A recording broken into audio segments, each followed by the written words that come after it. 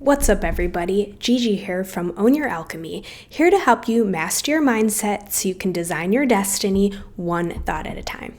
If you're new to my channel, we blend a little bit of strategy with a sprinkle of spirituality to help you achieve your goals and design the life of your dreams.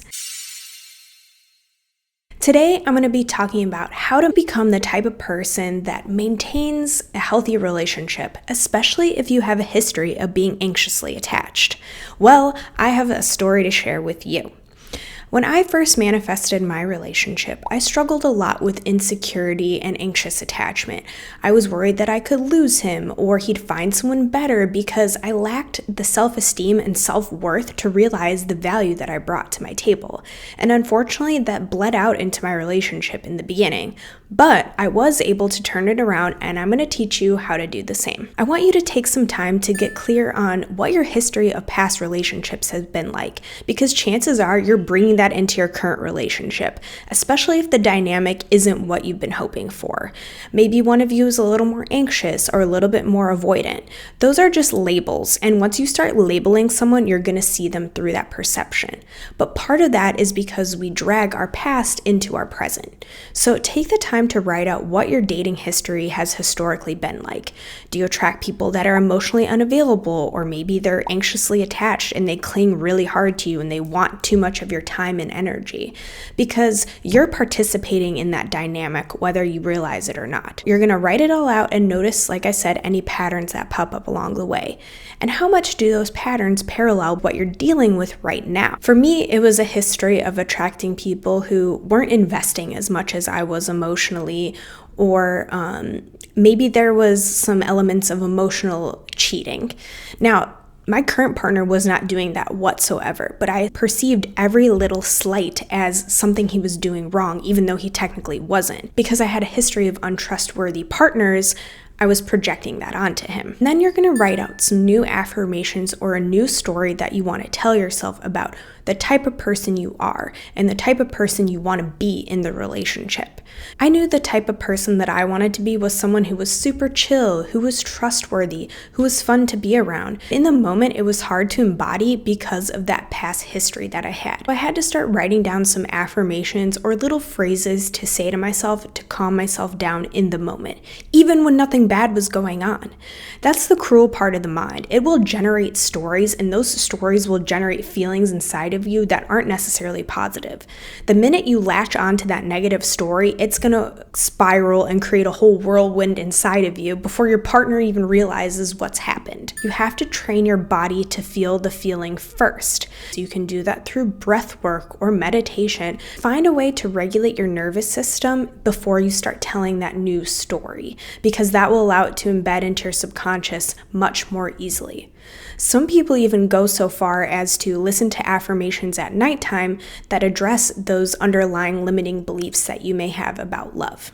And I have a whole video on affirmations too that you can check out here. If I were a person who was in a healthy relationship and always had a history of healthy, stable relationships, how would I act? What thoughts would I have? What would I be doing in my free time? What would I be assuming about my partner when they weren't around? Spend a couple minutes every single day feeling the feelings of someone who is stable and has healthy relationships. The next thing you want to do when you get into the relationship is don't abandon yourself. We get wrapped up in the whirlwind of new, fresh love, and we forget about our friends and our hobbies and our interests.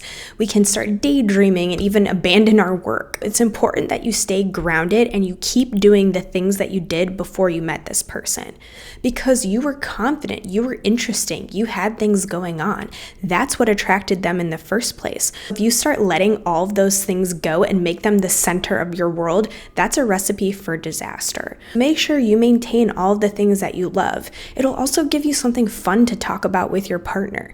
If you're constantly hanging out with them, there's nothing new going on, so you need to keep it fresh and exciting. And I would encourage them to do the same. If they're the type of partner who might be a little more clingy or anxiously attached, encourage them to keep seeing their friends too and not abandon them just to hang out with you all the time. The next thing is you want to become the type of person that you would want to date. We go into relationships with the expectation of what the other person can do for us, but we forget that it's also about what we can give to them. If you want a partner that's kind, compassionate, generous, I want to ask, are you being that person to them? If you want them to leave you nice little gifts or a nice little note, are you doing that in exchange? Learn about your partner's love language, because sometimes we tend to give people the type of love we want to receive in return. For example, if you're a gifts person, you might tend to give people gifts, but that doesn't necessarily mean your partner's love language is gifts. Maybe theirs is words of affirmations. Learn about what it is that they enjoy and make an effort to do what they want, not what you would expect from them. The last and most important thing, especially if you're an anxiously attached person like I was, is try really hard to resist those anxious behaviors. If you have a history of someone cheating, do not go through your new partner's phone. Do not be stalking them on Instagram. Do not be checking their location and asking where they are all the time. Those behaviors are what's going to drive the person away. And you want to always assume the best of them. If something's worrying you or unsettling to you, bring it up to them. Ask them questions about it. Don't just assume you know what's going on or that they have bad intentions or ill intentions towards you or they're trying to hurt you. This is a fresh start. This is a brand new person. What if your partner was treating you that way? What if they were accusing you of doing things that you weren't doing simply because of their past relationship history?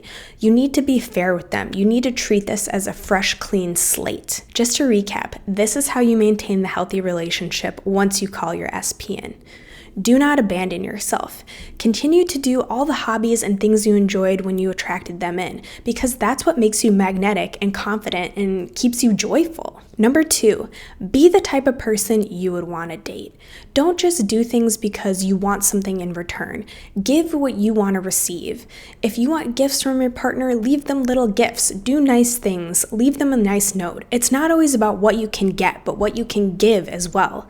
They're your mirror after all, so they're going to mirror back to you whatever you're giving to them. Number 3 is resist those anxious behaviors.